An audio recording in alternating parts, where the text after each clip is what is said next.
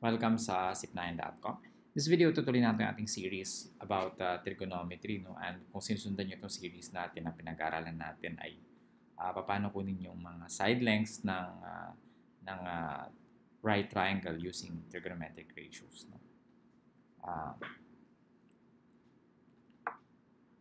Kung mapapansin nyo, yung dalawang triangles na ginamit natin sa mga previous videos ay 30 degrees at 60 degrees. No? Ito yung example natin ngayon ay 45 degrees. No? Ano yung magiging side nito? No? If the adjacent side is, for example,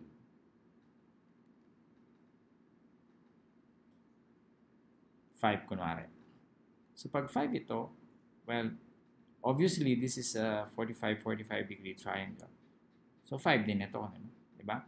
And this is by Pythagorean theorem makukuha rin natin to. But we can still use the trigonometric ratios, no, for practice purposes, no.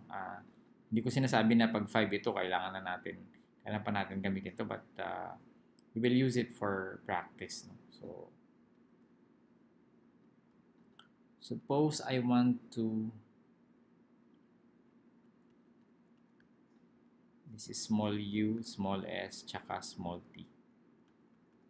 Now, suppose I want to get the length of s, no? Small s, or the segment tu. No? So, meron akong adjacent. Ang gusto kong kunin ay opposite. No? So, adjacent side ng 45, I can use the 45 degrees here. Meron akong adjacent side na 5. Tapos, ang gusto kong kunin opposite. Given yung 5, so kukunin ko dapat yung adjacent saka yung opposite. Pag kinuha ko yung adjacent saka opposite, alin dito sa mga tatlong formulas na ito gagamitin ko? Adjacent and opposite. Itong tangent, no? So, tangent theta equals opposite over adjacent. Tangent theta is equal to, anong opposite nito? Wala, di ba? Yung S. Hindi na theta, no? Bigyan na natin ng degrees. Tangent 45 degrees is equal to opposite, which is S, over the adjacent side. So what is tangent 45 degrees? 45 degrees tangent. So 1 is equal to S over 5. So tangent 45 is 1, di ba? Meaning, if you multiply both sides by 5, magiging S equals 5. If you multiply this by 5, makakancel S na lang. If you multiply this by 5, makakancel. Hindi makakancel, but if you multiply 5 by 1, the answer is 5. Kaya ang S natin ay 5. So, tama, no? This is an isosceles right triangle. So, kung ano yung nasa kabila, sa maliit na side dito sa kabila, ganun din yung maiksing side dito. Like the hypotenuse, of course, we can do it using the Pythagorean theorem, but then again, for practice purposes, pwede nating, S equals 5. Pwede natin kunin to. So, pwede tayong gumamit nito or nito to get this. No? Pag ito ginamit natin, tsaka 45 degrees, adjacent, tsaka hypotenuse, ang gagamitin natin ay cosine. However, kung gagamitin natin yung length na side na to, meron tayong opposite, tsaka hypotenuse, ang gagamitin natin sine theta. So, let's have the opposite and the hypotenuse. So, meaning tangent yan, di ba? Opposite and the hypotenuse. Opposite and hypotenuse sine. So, sine theta equals opposite. Opposite, this is 5 over the hypotenuse, which is u. No? But what is sine theta? What is sine 45 degrees? Sine 45 degrees equals opposite over hypotenuse ko na lang para yung formula.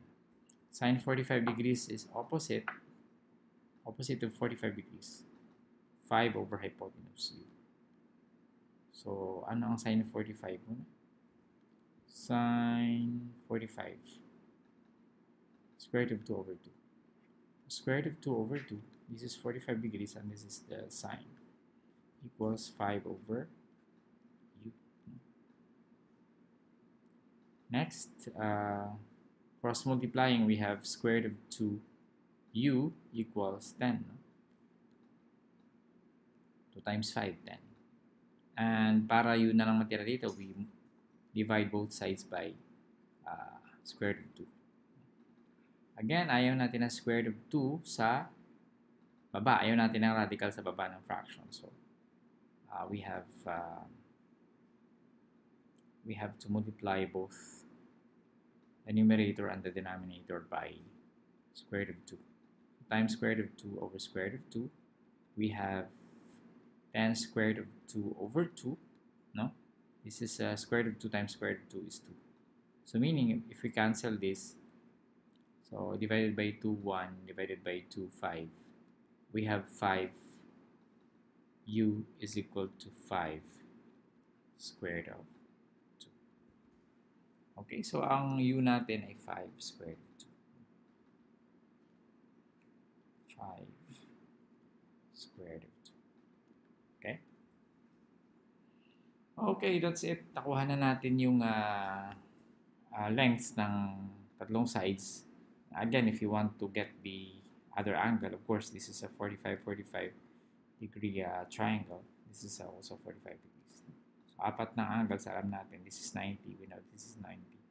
And we also know the length of the two shorter sides. Ang length ng hypotenuse natin ay 5 square root of 2. Okay, so I hope meron kayo natutunan sa video na to. Gusto ko yung invite sa ating website, sip9.com, at the YouTube channel para, youtube.com/user/sip9ph, and our Facebook page, facebook.com/sip9ph.